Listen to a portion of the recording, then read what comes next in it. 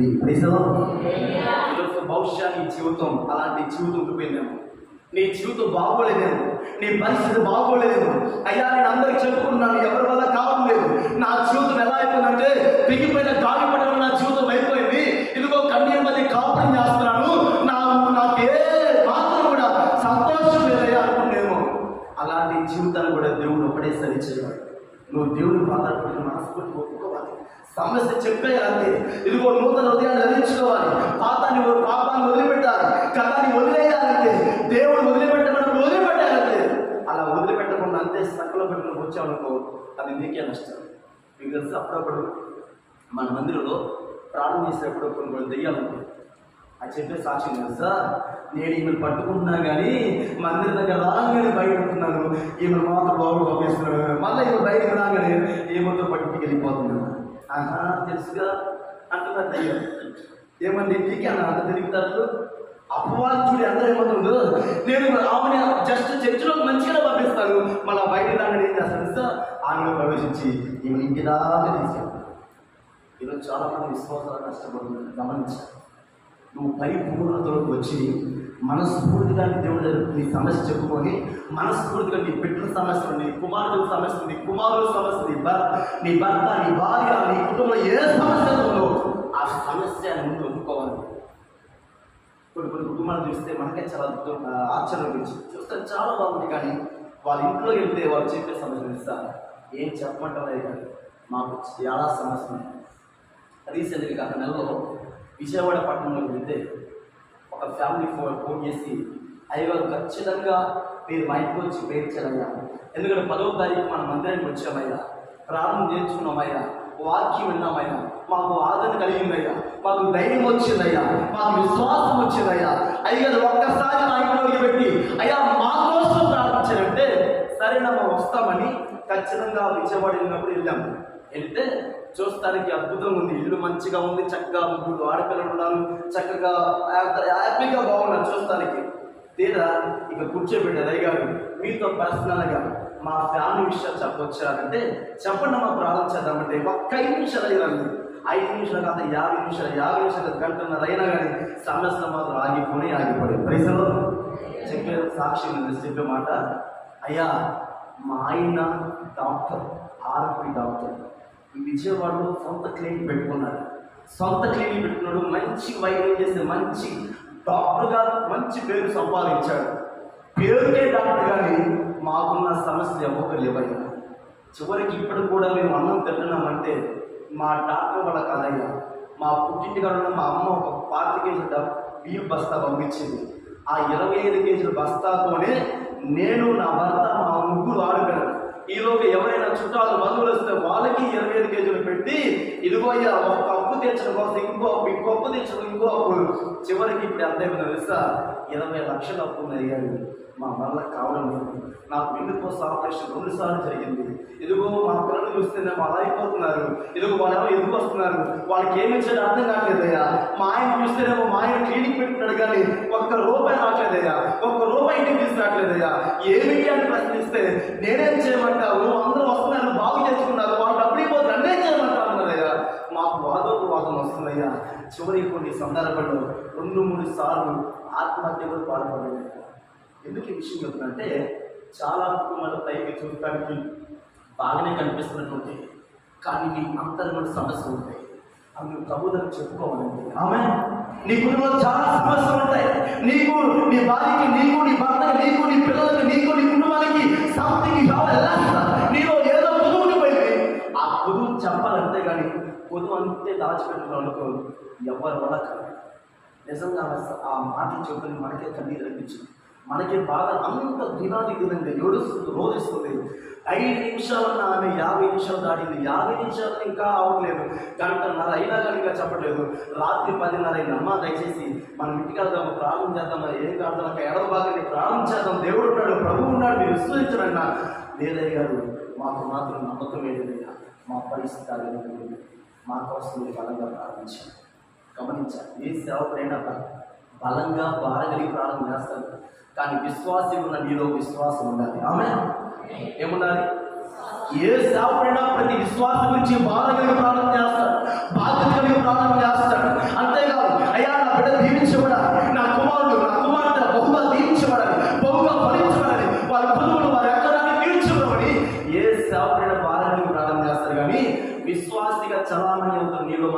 విశ్వాసం లేకపోతే అది నిష్ప్రయోజనం. ప్రైజులు.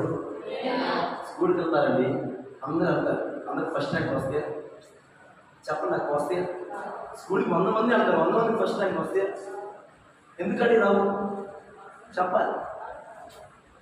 కొంతమంది కష్టపడి ఉంటారు, కొంతమంది సాగు చెప్పేవాళ్ళు ఉంటారు. అసలు కొంతమంది చదవకుండా మా తాత చచ్చిపోయాడు, మా చెల్లి చచ్చిపోయిన ప్రతిరోజు ఆప్షన్ పెట్టేవాడు ఉంటాడు. ఇంకొంతమంది ఉంటాడు వాళ్ళు అసలు కనీసం చూసినట్టు కూడా ఇల్లు రానివాడు ఉంటాడు. మరి వాళ్ళకి వస్తే ఫస్ట్ ర్యాంక్ రాదు. ఎవరైతే కష్టపడి శక్తి వంచన లేకుండా ప్రయాసపడతాడో వారి కష్టాన్ని దేవుడు గమనిస్తాడంట. ప్రైజ్లో మందిరానికి వచ్చి మనం కూడా ఏదో రెడీమేడ్గా ఫ్యాన్ దొరుకుతుందా లేదా, కొంతమంది ఫ్యాన్ లేకపోతే కూర్చొని బాబు, కొంతమంది కుర్చీ లేకపోతే ప్రార్థన మానేస్తారు. అదంటే ఏం చెప్పమంటారు కదా, కుర్చీలో కుర్చీ లేకపోతే రావడం కష్టమైనా, మోకాలు నొప్పులు, కీళ్ళ నొప్పులు, ఒళ్ళు నొప్పులు, అన్నీ నొప్పులే. అదే ఆ ఇంటికి వెళ్ళగానే దర్జాగా సీరియల్ పెట్టుకుని 3 గంటల సేపు నిర్మానుష్యంగా సుత్తి కూడా వదలకుండా దాని ఏమంటారు, బ్రేక్ కూడా వదలకుండా చూద్దానే ఉండిపోతాం. అప్పుడు కీళ్ళనప్పుడు రావు, అప్పుడు మోకాళ్ళు ఎప్పుడు రావు, అప్పుడు ఏ నొప్పులు రావు, ఏ తుమ్ములు రావు, ఏ జలుబు రావు. ప్రార్థన వచ్చింది, దగ్గు వచ్చింది, తుమ్ము వచ్చింది, జలుబు వచ్చింది, నొప్పులు అన్నీ వస్తాయి. కానీ ఏం మాత్రం తెలుసా, నా కోసం మీరు బలంగా ప్రార్థించండి, ఉపవాసం ఉండి అయ్యారు నా కోసం గురించి ప్రారంభించండి. వద్దు దయచేసి వినాలి. మిమ్మల్ని ఏదో మభ్య పెట్టడం చెప్పట్లేదు. ఈరోజు ప్రభు నీతో మాట్లాడుతున్నాడు. నీ పొదువు తీసుకునేటికి ఆయన ఎప్పుడు రెడీగానే ఉన్నాడు. కానీ పొదువా ఒప్పుకోవడానికి సిద్ధపడాలి. ఆమె పరిపూర్ణతలో నువ్వు వచ్చేయాలి, విశ్వాసంలో నువ్వు వచ్చేయాలి. నీకున్న సమస్య చెప్పేవాడికి నువ్వు మారిపోవాలి. నీ సమస్య అంతా దాచిపెట్టుకొని, నీకున్న ఇబ్బంది, నీకున్న బాధ, నీకున్న నష్టాలంతా దాచిపెట్టుకొని ప్రభువా నాకు దేవుడు ఏం చేయలేదు. అందుకని ఆ కొత్త పాత్ర మన హృదయానికి సాదృశ్యం. ఈరోజు నూతన హృదయాన్ని ధరించుకో. గత జీవితంతో ఈ పని లేదు.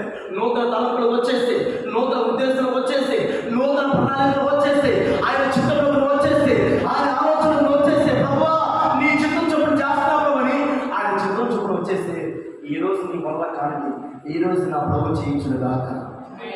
ఆమె లూకాసు వార్త మనం చూస్తే అక్కడ ఒక మంచి మాట తెలుస్తా. లూకాసు వార్త 5వ అధ్యాయంలో సీమోను పేతురు ఒక గొప్ప వ్యక్తి ఉంటాడు. అక్కడ ఆ సీమోను పేతురు రాత్రంతా కష్టపడ్డాడు, ఆ రాత్రంతా ప్రయాసపడ్డాడు, కానీ ఒక్క చేప దొరకలేదు అంటండి. ఏమిటండి, ఎప్పుడు కష్టపడ్డాడు? 1 గంట కాదు కష్టపడింది, రాత్రంతా కష్టపడ్డాడు, రాత్రంతా ప్రయాసపడ్డాడు. అయ్యా నాకు ఒక చేప కూడా దొరకలేదు. చాలా నిరాశపడిపోయాడు, చాలా కృంగిపోయాడు, చాలా బాధపడిపోయి ఇక వల్ల కాక చేత కాక ఉదయం పోగానే ఇక వల్ల కడుక్కొని ఇంటికి బయలుదేరడం ప్రారంభించాడు. ఈలోని యేసు ప్రభు రావడం ప్రారంభించి, సీమోను పేతురు ఆగు, దయచేసి నీ తోలిలో నాకు స్థానం ఇస్తావా? ఏమన్నాడు దేవుడు? ప్లీజ్ గివ్ మీ ప్లేస్ చెప్పండి. నీ ఓడలో నీ తోట నాకు ఒక అవకాశం, నాకు స్థానం. ఎందుకంటే ఆ తోడు నేను ఎక్కి వాక్యం చెప్పాలి, గమనించాలి. పేదలు ముందుగానే దేవుడు అద్భుతం చేస్తానని చెప్పలేదు. చెప్పాడండి బైబిల్లో ఉందా? పేదలు ముందుగానే పేదలు నన్ను ఎక్కించుకొని నీకు చేప పడేటట్టు చేస్తాను, నీకు అద్భుతం చేస్తాను, నీ కళ్ళ ముందు అద్భుతం చేస్తాను చెప్పలేదండి. పేదలు నాకు తోడులో స్థానం ఇవ్వాలి, నేను వాక్యం చెప్పాలి. సరే ప్రభువా, అప్పటికి అలసిపోయాడు బాబు. అయితే అలసిపోయిన వ్యక్తి, అయ్యా నేను రాత్రంతో ప్రయాసపడ్డాను, ఒక చేప పిల్ల కూడా దొరకలేదయ్యా, అందుని బట్టి వంగగా వెళ్ళిపోతున్నాను. అయినా సరే నువ్వు అడిగావు కాబట్టి రా నా తోడు ఎక్కడి దూరం ఎక్కించిన తర్వాత యేసుక్రీస్తు మనం బాగా దీర్ఘ ప్రసంగం చేసిన తర్వాత, మంచి ప్రసంగాన్ని మంచి ఉపదేశం చేసిన తర్వాత అప్పుడు అంటున్నాడు, పేతురు నీ తోడుని కొంచెం లోతును నడిపించి కుడివైపు మళ్ళించి ఇక్కడ వలలే చాలా ఉంది. ఏమంది ఇక్కడ వలలే ఉన్నాడు, అంతే కానీ చాలా పట్టి అని చెప్పాడు యేసు. కానీ పేరు నాకు విశ్వాసం ఎందుకు తెలుసా? వాక్యం అతను విశ్వాసాన్ని నింపింది. ఉపదేశం అతను మార్చింది. వాక్య ప్రసంగం ద్వారా ఆయన సరిచేయబడి అప్పుడు నాకు విశ్వాసంతో లేదు చెప్పడం. కానీ ఎప్పుడైతే యేసు బోధమంతా విన్నాడో, ఆయన వాక్యమంతా విన్నాడో, ఆయన ప్రసంగంతో విన్నాడు, ఇప్పుడు అన్నాడు, యేసు ప్రభువా నేను రాత్రంతా కష్టపడ్డా, ఒక్క చేప పిల్ల దొరకలేదు, కానీ నీవు చెబుతున్నావు కాబట్టి నీ మాట మీద నాకు నమ్మిక ఉంది, నీ మాట మీద నాకు విశ్వాసం ఉంది. అంతేకాదు నేను నా దోణులకు ఎక్కించుకున్నా కాబట్టి నాలో ఇంకా భక్తి పెరిగిపోయింది. ప్రభువా ఇక్కడ వల వేస్తానని వల వేస్తే అద్భుతం ఆశ్చర్యం ఉంది. ఏ సముద్రం అయితే చేప దొరకలేదు, అదే సముద్రంలో, అదే ప్రాంతంలో, అదే స్థలంలో, అదే వాళ్ళకి విస్తారమైన చేపను ప్రభు అనుగ్రహించాడు. Praise the lord. ఈరోజు అలాంటి అద్భుతాలు నీ జీవితంలో చేయను గాక. ఏం చేయాలి? నువ్వు పేతురు వల్లే యేసు ప్రభువుని ఇంట్లో ఆహ్వానించుకోవాలి. పేతురు వాళ్ళ యేసు ప్రభువుని కుటుంబంలో ఆహ్వానించుకోవాలి. పేతురు వాళ్ళ హృదయంలో యేసు ప్రభువుని ఆహ్వానించుకొని, అయ్యా ఇప్పటిదాకా నా హృదయంలో ఎవరో ఉన్నారు, ఇప్పటిదాకా నా మనసులో ఎవరో ఉన్నారు, ఇప్పటిదాకా నా ఇంట్లో సాతానికి చోటు ఇచ్చాడు బహుశా, కానీ ఈరోజు నుంచి నా ఇంట్లోకి, నా గృహంలోకి, నా హృదయంలోకి, నా మనసులోకి, నా తలంపులోకి నీవు రా ప్రభువా, ప్లీజ్ కమ్ జీసస్ అని ఎప్పుడైతే నువ్వు ప్రేమతో పిలుస్తావో, ఈరోజు నా ప్రభు వచ్చి నువ్వు ఎక్కడ తలదించుకున్నావు అక్కడ నీ తల పైకెళ్ళింది కాక, నువ్వు ఎక్కడ దున్నిపోయావో అక్కడ నా దేవుడిని నిలబెట్టుడు కాక, నువ్వు ఎక్కడ అప్పులు పాలయ్యావో అక్కడ నా దేవుడు నిన్ను ధనవంతులుగా చేయడు కాక, నువ్వు ఎక్కడ కన్నీరు కాచావో అక్కడ నా దేవుడిని సంతోషపెట్టుడు కాక. ఆమె దేవుడు చేసేదండి అప్పుడు రోజు కార్యాలు. ఒకటి ఆహ్వానించుకున్నాడు, రెండు విస్మరించాడు. రైతులో ఈరోజు నువ్వు ఆహ్వానిస్తున్నావా? ఆహ్వానించడం కష్టం. విస్మరిస్తున్నావా? విస్మరించడం కష్టం. నమ్మికించడం కష్టం. అలాంటి అంటావు ఏమో దేవుడు చేస్తాడో చేయదు, ఏమో గత సంవత్సరం ప్రార్థనకి వెళ్ళాడు, ఈ సంవత్సరం ప్రార్థన చేస్తాడు, గత వారం ప్రతి ఉపవాస పడిలో నేనే ముందుకు ప్రార్థన చేస్తాను, ఇంకా ఏమిటి నాకు సమస్య తీరట్లేదు, ఇంకా నాకేమిటి అప్పు తీరడం లేదు, ఇంకా నా రోగం తగ్గడం లేదు, ఇంకా నా ఇబ్బంది తగ్గడం లేదంటే అవి తొలగిపోతాయి. కానీ నీలో విశ్వాసం ఉంటుంది. గమనించండి, ఇక్కడ యేసు ప్రభువు చెబుతున్నాడు, పేతురు నీతో నాకు స్థానం ఇవ్వాలి. ఇచ్చాడు, ఇవ్వలేదండి, ఇచ్చాడు కాబట్టి అలా కొలువు తీసేసాడు. ఇక్కడ ఎలీషా కూడా ఆ ఊరు మంచిదిగా మార్చడం కోసం, ఆ నీటిని మంచిదిగా మార్చడం కోసం వారికి చూపిన ఒక ఎగ్జాంపుల్, ఒక ఉదాహరణ మీరు తెలుసా, క్రొత్త పాత్ర తెప్పించాడు.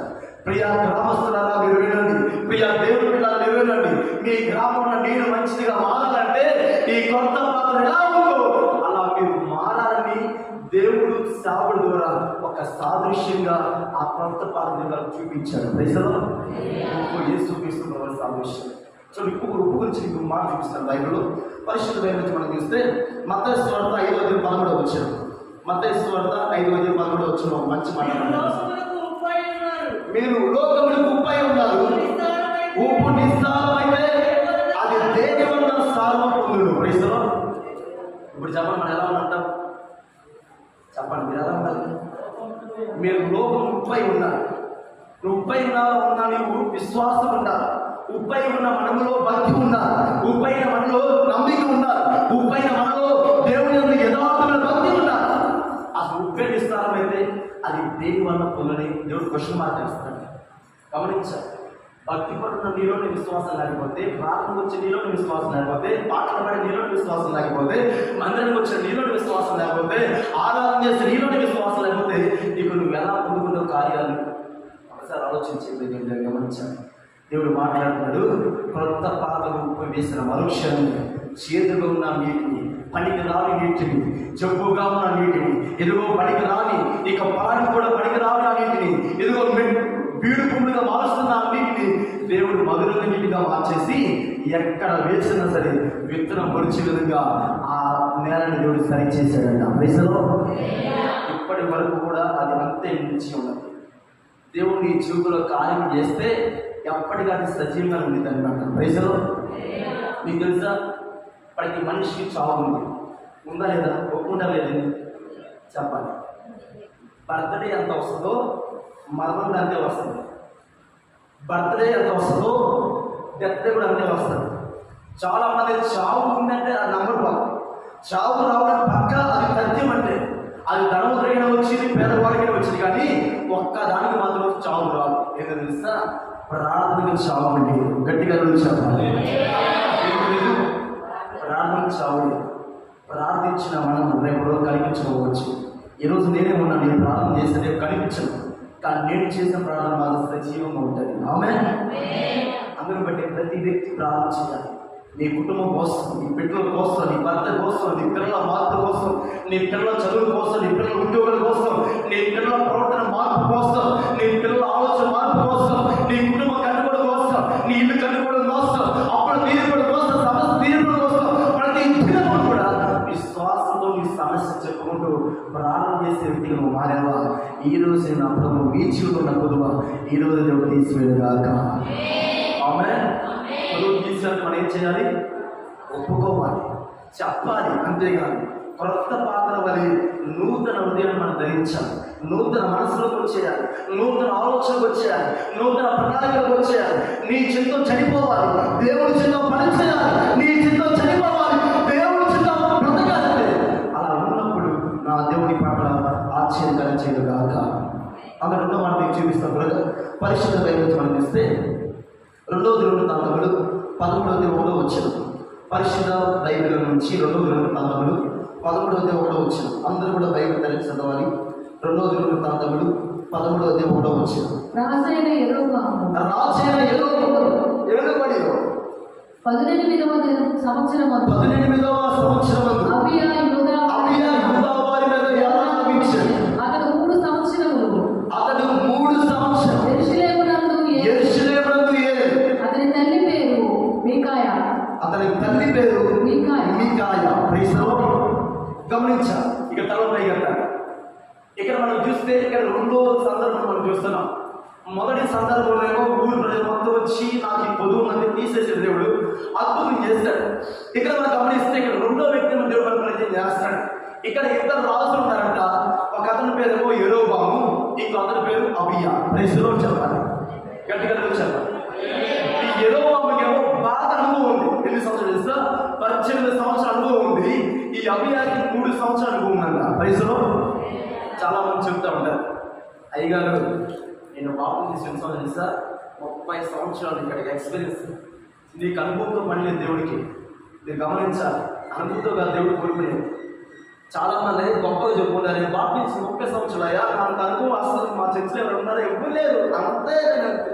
అంతేకాదు దయచేసి అనుభవం ఎప్పుడు దేవుడు కోరుకోడు, యథార్థం దేవుడు కోరుకుంటాడు. ప్రజలో నీకు ఆశీర్వాదం రావాలంటే అనుభవంతో పని లేదు. ఇక్కడ యెరొబాము అంట 18 సంవత్సరాల అనుభవం గల వ్యక్తి రాజుగా ఉన్నాను. ఈ అబీయా అతని మీదకి యుద్ధానికి ప్రకటించాడు. ప్రతిసారి ఈ అబీయా అనే వ్యక్తిని, ఈ చిన్నవాడిగా ఉన్న అతన్ని, ఇతనికి బలగం లేదు, సైన్యం లేదు, ఆయుధం లేదు, సామాగ్రి లేదని ప్రతిసారి బెదిరిస్తున్నాడు. తెలుసా? ఇదిగో అబీయా నీ మీదకి వస్తా, అబీయా నీ మీదకి వస్తా, నేను చంపేస్తా, నేను నాశనం చేస్తా, మిమ్మల్ని అర్థం చేస్తా, మిమ్మల్ని జయిస్తాని యెరొబాము బెదిరిస్తున్నాడంట. గమనించాలి, దేవుడు నీ పక్షాన ఉంటే ఎంతమందిని బెదిరించినా ఎవరిని ఏం చేయాలంటే ఆమె చెప్పాలి. ఎవరున్నారు మన పక్షాన? దేవుడు ఉండాలండి. దేవుడు ఉంటే చాలు. దావీదు పక్షాన ఎవరు ఉండాలండి? చెప్పండి. చిన్న పిల్లగాడు నుంచి చెప్పు ఆ పాట కానీ మనలో మార్పు లేదు. దావీదు పక్షాన దేవుడు ఉన్నాడంటే యుద్ధము యెహోవాదే, ప్రభువా నా వల్ల కాదు, నా చేత కాదు, నా బలం సరిపోదు, నా సామర్థ్యం సరిపోదు, నేను నమ్మిన నా దేవుడు గొప్పవాడు, బలవంతుడు, ఈ ఫిలిష్తీయుడైన గొలియాతు ఎంత అని విశ్వాసంతో అన్నాడంటే. ఈరోజు చిన్న సమస్య వస్తే భయపడిపోదు, చిన్న రోగం వస్తే భయపడిపోదు, చిన్న అప్పు వస్తే భయపడిపోదు. అదంటే అంటారు, ఏమో అయ్యి నాకు అనుభవం ఉందే కానీ ప్రార్థన చేస్తా కానీ గంటల తరబడి ప్రార్థన చేస్తా కానీ ఏమో నాకు భయం చేస్తున్నాను. గమనించాను.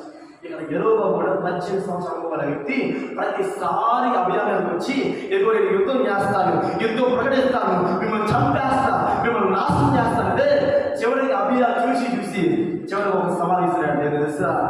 యెరొబాము విను, నీకు అన్ని ఉండొచ్చేమో కానీ నీలో 2 కొదువులు ఉన్నాయి, నాలో ఏ కొదువు లేదు. ప్రైజ్లార్డ్ చెప్పాలి. ఏమో తెలుసా? గత దినాల్లో పూర్వ దినాల్లో ఇశ్రాయేలు ప్రజలు చాలా సుదూర ప్రాంతం యెరూషలేముకి వెళ్ళి దేవుని ఆరాధించేవారు. ఈ ఆరాధించే క్రమంలో ఈ యెరొబాము అనే వ్యక్తి అంట చూసి ప్రతిసారి ఒకలాంటి ఏమంటారు తెలుసా? దాని ఏమంటారంటే ఒకలాంటి అసూయ వచ్చేసిందంట. అదే ప్రతిసారి ఎంత దూరం పోయేయకుండా దేవుని ఆరాధించాలా?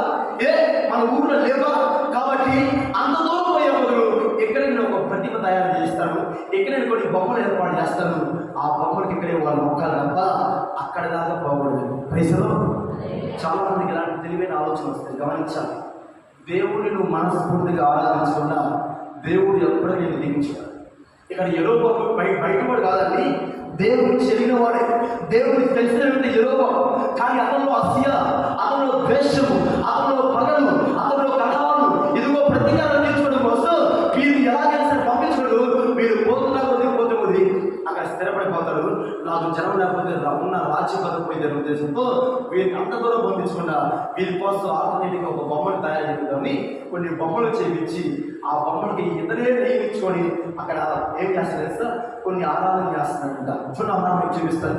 పరిశుద్ధ పనిచేస్తే 1 దినవృత్తాంతములు అదే మనం చూస్తే 13:8-9 వచ్చిన 13:8-9 వచ్చిన 2 దినవృత్తాంతములు 13:8-9 వచ్చిన. సిద్ధమైంది. ఇప్పుడు దావీదు సంతతి వారి వంశమున యెహోవా రాజ్యముతో మీరు యుద్ధము చేయదగించదమని తలచుచున్నారు. మీరు గొప్ప సైన్యముగా ఉన్నారు. యెహోవా మీకు దేవతలుగా చేయించిన బంగారు గుడులు మీ యొద్ద ఉన్నవి. మీరు అహరోను సంతతి వారిని యెహోవా యాజకులను లేవీయులను త్రోసివేసి అన్య దేశములను చెడులు చేయనట్లు మీ కొరకు యాజకులను నియమించుకుంటారు కదా. ఒక కోడెలోను 7 గొర్రె పొట్టేళ్లతో తను ప్రతిష్ఠితుడిగా వచ్చేటువంటి వాడు దైవం కాని వాటికి యాజకుడు కూర్చున్నాడు. చెప్పండి. ఇక్కడ మీకు ఎందుకు చెప్తానంటే ఇది చూపించకపోతే మీకు అర్థం కాదు. ఇక్కడ యెహోవాలో ఉన్న 2 తోలే తెలుసా? నెంబర్ 1, దేవుడు అతని పక్షాన లేడు. నెంబర్ 2, అతని కోసం ప్రార్థించే సేవకులు అసలు లేరంట. ప్రైజ్లో ఎవరు లేరండి. ఇప్పుడు అతను ఏం కుదరని చెప్పదా? 1 దేవుడు లేడు, 2 ప్రార్థించే యాజకులు లేరు. ఉన్న లేని దేవుడు ఏర్పాటు చేసిన యాజకులను త్రోసేసి ఇతనికి ఎదురుగా సొంతగా నియమించుకొని కొంతమందిని అపాయింట్మెంట్ చేస్తున్నట్ట. ఇదిగో ఈ ప్రజలను మీరే ఆరాధన చేయండి, ఇక మీరే సేవలని ఇతని సొంత నిర్ణయంతో ఒక కోడితోనూ పొట్టేళ్లతోనూ సొంతగా కొంతమంది యాజకులు ఏర్పాటు చేస్తున్నాడు. ఇదంతా గమనించిన ఈ అబియా సవాల్ ఇస్తున్నాడు. యెహోవా నీకు అన్ని ఉండొచ్చేమో, నీలో 2 కొదువులు ఉన్నాయి, నాలో ఏ కొదువ లేదు. ప్రైజ్లో చెప్పాలి. యెహోవా నువ్వు నా మీద వస్తాను కదా, చూద్దాం. నువ్వు ఖచ్చితంగా వచ్చావా? నువ్వు ఓడిపోతావు, ఖచ్చితంగా ఓడిపోతావు. ఎలా తెలుస్తా? నీకు అన్నీ ఉన్నాయి అనుకున్నావు కానీ అసలు నీకు బుర్ర లేదు. ప్రైజ్లో ఏం లేదు. బుర్ర చాలామంది బుర్ర తక్కువ పని చేస్తారు. వాళ్ళు తెలుగుగా భావిస్తారు, వారు అన్ని తెలిసినగా భావిస్తారు. అలాంటి చాలా మనం అది గమనించాలి. తెలియనప్పుడు దేవుడిని అడిగి తెలుసుకోవాలి. ప్రైజ్లో అన్నీ తెలిసినట్టు ఫీల్ అయితే నీకేమో తెలియదు. ఇక్కడ ఏదో నాకు అన్నీ తెలిసిపోయింది కదా, నా పక్షాన అందరూ ఉన్నారు కదా, నా పక్షాన ఆయుధాలు ఉన్నాయి, సామర్థ్యం ఉంది, బలం ఉంది, సైన్యం ఉంది, అన్నీ ఉన్నాయి అనుకున్నారు. కానీ అతను 2 కొదువులు ఉన్నాయి. 1 నిజమైన దేవుడు అతని పక్షాన లేడు. 2 తన కోసం పణంగా పెట్టి ప్రార్థించి యాజకులు లేదంట. ఇప్పుడు చూడండి అబియా పక్షం ఎవరిని చూద్దాం. పరిశుద్ధ దేవుడు చూస్తే అదే అధ్యాయం చూస్తే 12వ వచనం. ఆలోచించుడి, దేవుడే మాకు తోడై మాకు అధిపతిగా ఉన్నాడు. మీ మీద ఆహ్వానం చేయకై బోధన పట్టుకొని ఊదునట్టి ఆయన యాజకులు మా పక్షంగా ఉన్నారు. ఇశ్రాయేలు వారారా, మీ పితరులైన యెహోవాతో యుద్ధం చేయబడి చేసినను మీరు చేయకూడదు. ప్రైజ్లార్డ్ చెప్పండి. ఇప్పుడు చెప్పండి, యెహోవాకు 2 కొదువులు ఉన్నాయి. 2 కొదువులు. ఏ కొదువు తెలుసా? 1 దేవుడు లేడు, 2 ప్రార్థించే సేవకులు లేడు. దేవుడు గమనించాం. నీకు డబ్బు ఉందని కనిపిస్తున్నాను, నీకు పేరుందని బలగం చూసి, ఉన్న బంధుత్వం చూసి, ఉన్న ఊరు పరుగుబడి చూసి కనిపిస్తున్నాము. నీ కోసం ప్రార్థించే సేవకులు లేకపోతే చాలా ప్రమాదం. ఇక్కడ యెహోవా అదే కనిపించాడు. నాకు అన్నీ ఉన్నాయి కదా, నన్ను ఎదిరించేది ఎవరు, నన్ను ఆపేది ఎవరు, నాకు ఢీకొట్టేది ఎవరని చాలా కనిపించాడు. కానీ ఇప్పుడు అబియా చెప్తున్నాడు, యెహోవా నీకు అన్నీ ఉండొచ్చు, నీకు బుర్ర లేదు. అంతకు మించి తెలుసా? నీ పక్షాన దేవుడు లేడు, నీ పక్షాన యాజకుడు లేడు, నా పక్షాన దేవుడు ఉన్నాడు. నా పక్షాన బూరలు పట్టుకుని ఊదినట్టు యాజకుడు మా పక్షాన ఉన్నారు. ప్రజలు నీ కుటుంబం కోసం, నీ బ్రతుకు కోసం, నీ సమస్య కోసం, నీకున్న కష్టాల కోసం ప్రార్థించే సేవ నీకు ఉండడం చాలా అవసరం. చాలామంది అనుకుంటారు, ఏముంది అయ్య గారు, నేను నా కష్టం మీద ఆధారపడుతున్నాను, ఏం పాస్టర్ చేస్తే నేను తీర్చబడేది, పాస్టర్ చేయబడి తీర్చబడేదా, నా కష్టం మీద నా చేతుల రెక్కల కష్టంతో కష్టపడి సంపాదించుకున్నాను, కూడబెట్టడం, దాచిపెడతాను అనుకుంటేమో సేవకుని పక్షాన ప్రార్థించే సేవకు యాచన లేకపోతుందంట. ఎంత కష్టపడా సరే ఎక్కడ వేసిన బొమ్మలు అక్కడే ఉండిపోయింది. అది నేను చెప్పి మనకు దైవం చూపించలేదు. అభియా పక్షాన అభియాకి అంత సైన్యం లేదు. రెండోది అనుభవం లేదు అభియాకి, అంతేకాదు బలగం అసలు లేదు.